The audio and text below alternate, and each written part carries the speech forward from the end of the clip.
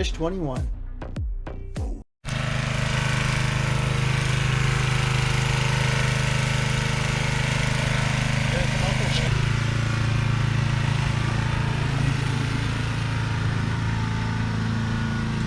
What's going on, guys? So we're just taking midnight RBZ out for a rip today.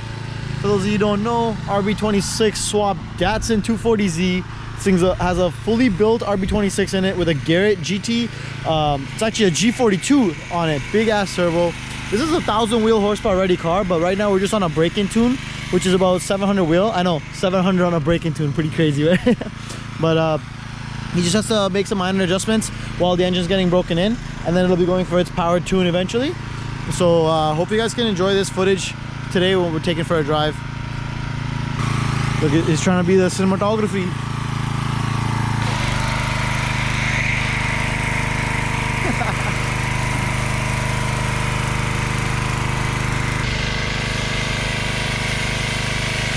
Open your front. Yeah? Where? Give this one a quick wash too, might as well, right?